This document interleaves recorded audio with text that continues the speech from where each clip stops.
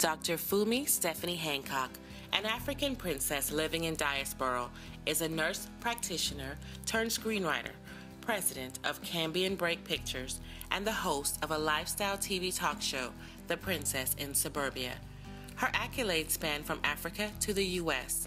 On the heels of her recently released award-winning movie of sentimental value, she created the Southern Warrior Sister Tribe, who with determination, dedication, persistence, and tenacity embarked to change their world one woman at a time. Dr. Hancock, a wife and mother of 2 sons and 2 daughters, is no stranger to the literary world and has written over 11 books, 4 of which have become bestsellers. Her mission is to inspire, motivate, empower, and equip others, helping them to value themselves and to achieve their visions. This is a journey back home to Africa. It's over a little bit over 6, 7 years now that I had not been back to Nigeria. Back then it was maybe 25 years I had not been back. And my dad called me and said, you know what, you've done what you need to do here, it's time to come home. And I said, well, for what? He says, well, his brother was getting coronated as the king, and he felt that, he just sensed it in his spirit that it was time for me to come home. And it was a great, I tell you, I got home and it was amazing to see the people that you had left 25 years and everybody was, oh my God, the princess is back. And the way they just warmed their arms around me, it's just, it's just incredible. So I came back, met Yolanda and said, well, we got to go back and do something. And since then, we've been going back. And this is just a little puzzle of the things that we've been able to accomplish. That's the king and the queen. They did come here, I think, about 2 years ago, and we did some gala and some fundraising events with them. And then, of course, we have Miss Lindsay back there, too, who was Miss Lindsay. She was just a riot. Every time we would be looking for Miss Lindsay, we'd say, just go find children. Don't scream her name out. Find where children are. And truly, when you find it, Liz is sitting right in the middle there. So we had to drag you. But this last trip, it was Yolanda. Somehow, Yolanda was the one who took over from everywhere children was. Okay, Yolanda, pluck her out of the place and let her do some work. So there's a lot of things that we did. We took medical equipment there, which was about $250,000 that people donated. And thank God we took that. We also opened the very first library there, state-of-the-art library in that whole region. And we still keep hearing stories about people from other parts of Nigeria that actually come to use the library. Of course, there's a lot that we still need done, so just keep us in prayers and help too. So,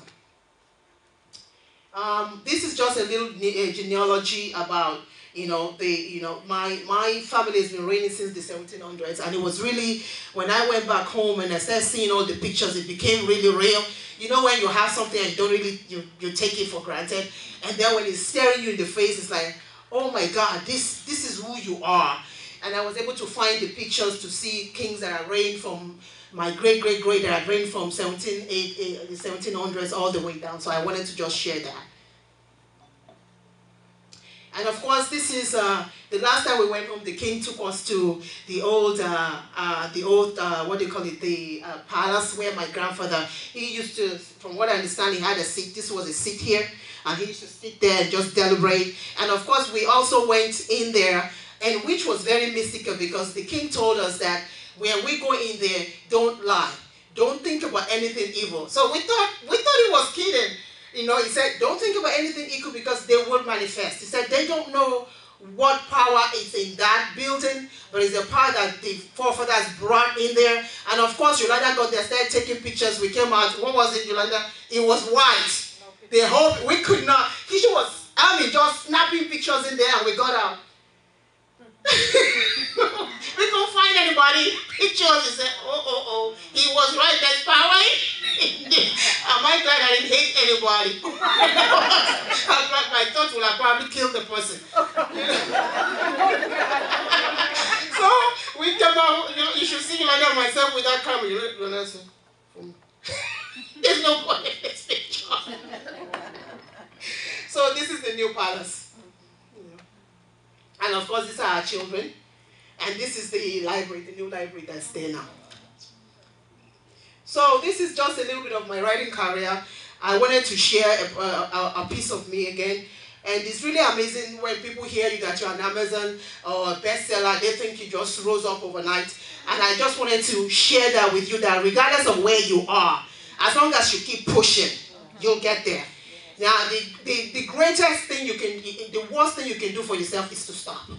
You know, regardless. So with me, I had written a little bit of inspirational books, and then just last November, I launched my first young adults, because I just felt in my spirit that I needed to write something for the young adults. And it came out in September, and in November it became an Amazon bestseller. So very soon, I'm going to be releasing the sequel to that too. So keep me in prayers, because I know that that's a bestseller already. It's not a question of, right, where he is, I am, so that's a bestseller too. And of course, here is just a little bit about my mission for today. And what I want to do as an innovation and authentic leadership expert is to just mentor you. Just to mentor you. I know we are in a group here, just to mentor you and share with you, because I really feel, Yolanda and I mean, we've been just carrying some things spiritually, and we really feel that we need to just give it. And we know that, you know, you guys might have experienced a lot of conferences. If you follow instruction, if you do what you're called to do, if you write and you go out and do what you're supposed to do, I'm telling you, this time next year, you'll be calling us and say, wow, something got birth. We believe that. We believe it. So, this is just to empower you. And of course, okay. Now, because people call me an innovation guru, so I got this, I went online and decided to find a little joke on innovation. I don't know what definition of innovation, but when I got this joke, I mean, I was just cracking up. So it says, well, my glasses. That's not me sitting here. So you have this company that they had a fire alarm that rang at 4 p.m. in a large office campus when almost all the employees were present, about approximately 5,000 people. So, as per past fire drill practices, the entire office was quickly evacuated within 3 minutes, and all employees gathered outside the complex in their designated areas, waiting for further announcement. So before long, the fire drill officer in charge made the following broadcast over their loudspeaker system. My dear colleagues, with great regret, I have been asked to announce that for many of you, this will be your last evacuation drill with us. It says, due to the ongoing recession and bad business climate, the company is laying off almost 50% of its staff. It says, so when this announcement finishes, I ask all of you to move back into the building. And if your swipe card does not work, you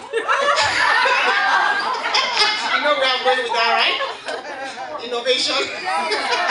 He said, then it means that you have been laid off, in which case you will not be allowed inside, and all your personal belongings will be couriered to you by tomorrow.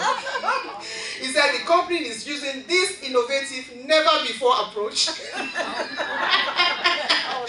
as we do not want to choke our email system with layoff notices and farewell messages going by the thousands. And we also wish to avoid any fighting inside the office and the consequent security issues for all staff. He said, we hope you have had a rewarding career with us. Now, please move back in and good luck. Isn't that something? But you know, that's an image of many corporations that we have out there that we work for. You know? So this is not new. This is not, I'm sure that if we were to poll people here, you've had similar experiences. This is not new. It really isn't new. So it's amazing when you see things like this, and then when you look at your life and you say, well, I'm worth something. And this is why we need to know our worth and know where God has placed us and be powerful with what God has placed us and move forward so that you too can be people that can actually, you know, hire people and do it right. Not like this one. So I wanted to share that. I really cracked up just that. And be careful when they call a fire drill. Yes, be very careful, because make sure you take your bosses with you. Take everything, just because you never know. You just never know. So I also find, so once I got it, I said, I want to something else now. Let me find maybe one or two that is even funny. So of course I found this. He said, the leaders say, let's be more innovative. The staff says, bravo, when do we start? Of course, the mid-level manager said, wait a minute now. Let's think about this.